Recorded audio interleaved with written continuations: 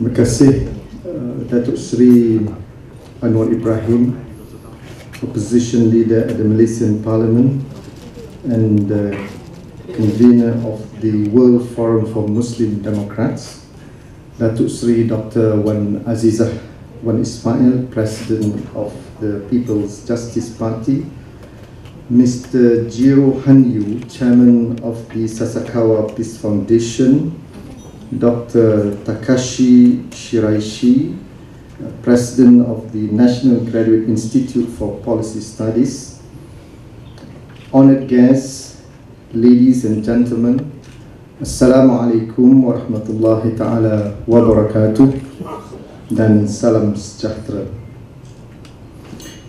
On behalf of the State of Selangor and the people, I wish you a very warm welcome.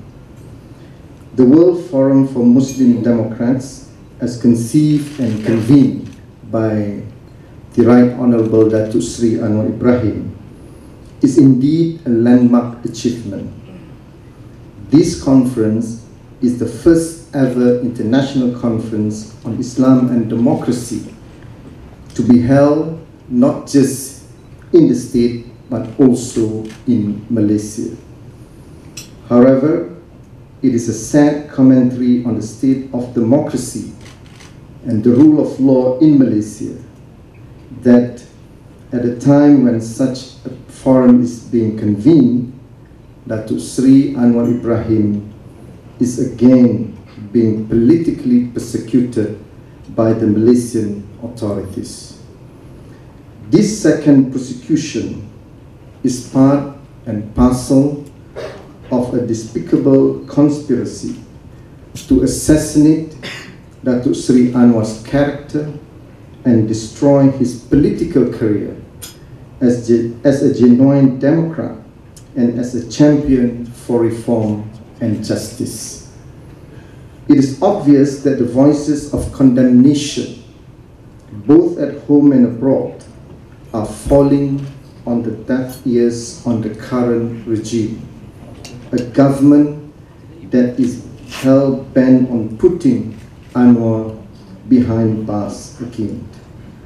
After nearly 6 decades of gaining independence, it is patently and tragically clear that we have before us a criminal and judicial process that is deeply flawed.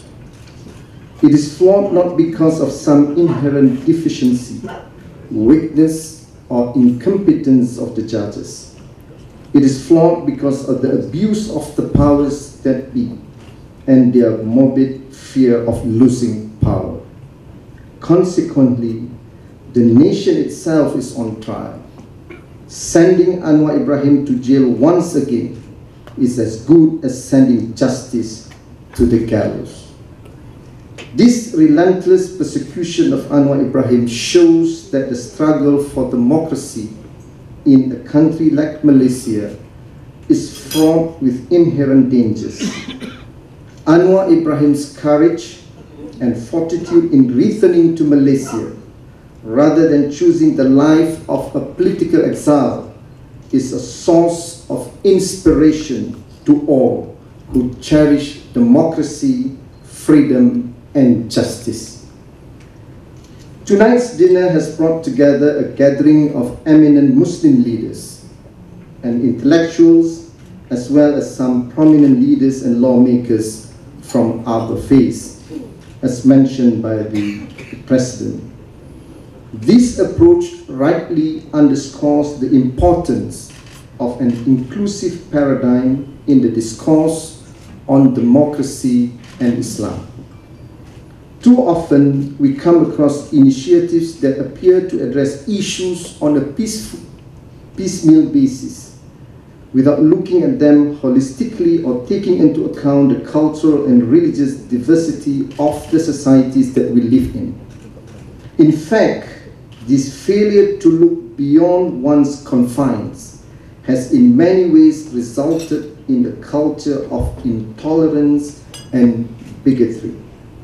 This in turn has given rise to all kinds of negative tendencies and consequences, and a worldview that is one-dimensional and inward-looking. The present-day manifestations of this narrowed, blinkered worldview can be seen in the rise of extreme bigotry and many forms of extremism. I'm sure this subject will be addressed thoroughly and comprehensively in the conference. Allah subhanahu wa ta'ala declares in Surah Al-Baqarah, Bismillahir Rahmanir Rahim, وَكَذَلِكَ جَعَلْنَاكُمْ أُمَّةً وَسَطًا لِتَكُونُوا شُهَدَاءَ عَلَى النَّاسِ وَيَكُونَ الرَّسُولُ عَلَيْكُمْ شَهِيدًا. And thus we have made you a just community, that you will be witnesses over the people, and the messenger will be a witness over you. In order to appreciate the true importance of this verse, I cannot do better than to refer to the great alim and world-renowned Islamic jurist, Sheikh Dr. Yusuf Al-Qaradawi.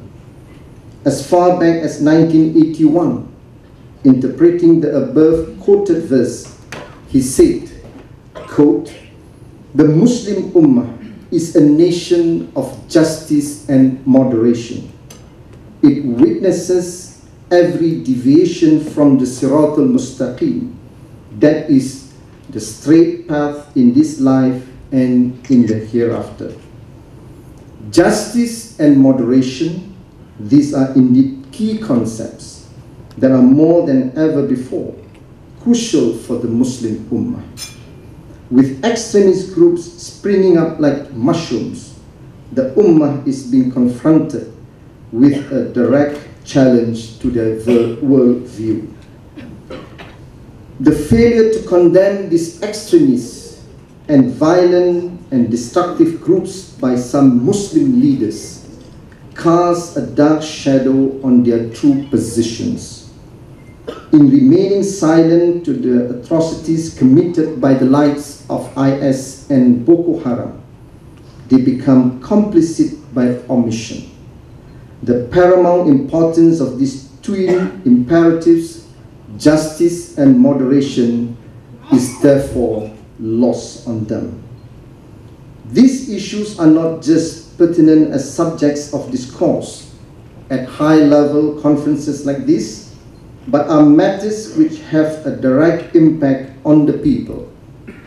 In Selangor, for example, the failure to appreciate and embrace these Quranic imperatives among groups that pride themselves as Islamic has led to the outpouring of fanatical and extremist sentiments.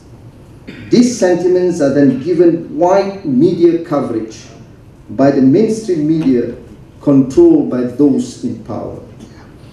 In this regard, I must stress that such sentiments will have no place in the administration of the state of Selangor, and we will do our utmost to ensure that the principles of justice and moderation will prevail at all times.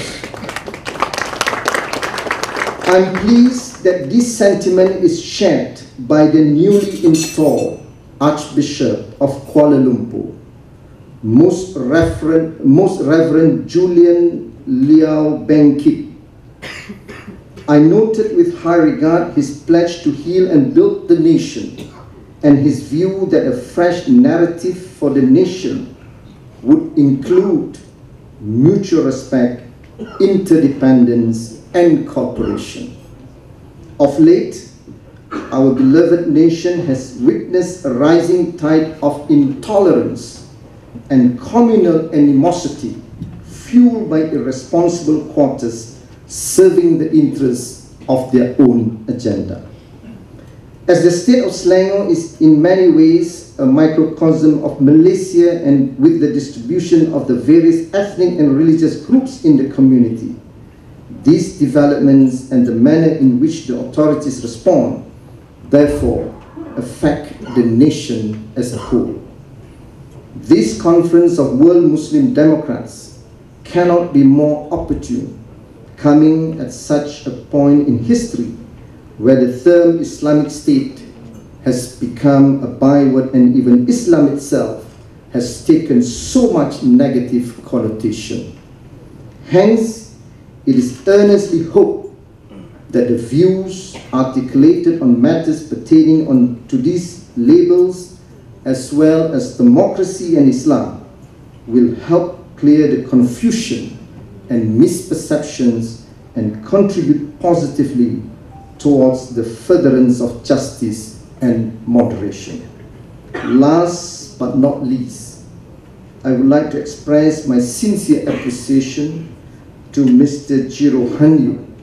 the chairman of the Sasakawa Peace Foundation, for holding this first international conference of the World Forum for Muslim Democrats in Selangor.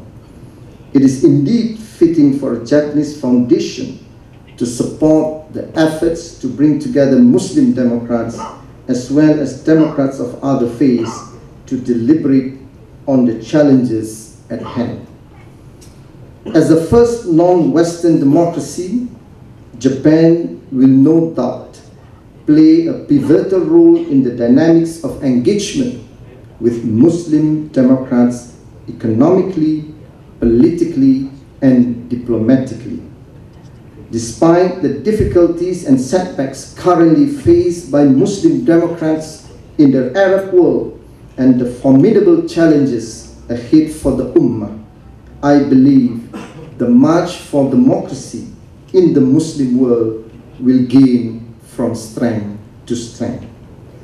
Akhirnya, saya mengharapkan penglibatan dan penyertaan secara konstruktif daripada para demokrat Islam dan bukan Islam dalam wacana ini supaya dapat membina kefahaman dan melenyapkan prasangka terhadap Islam dan peranan positifnya pada zaman sekarang.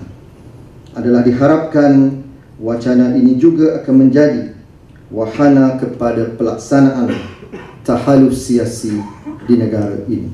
Terima kasih. Wassalamualaikum warahmatullahi taala wabarakatuh.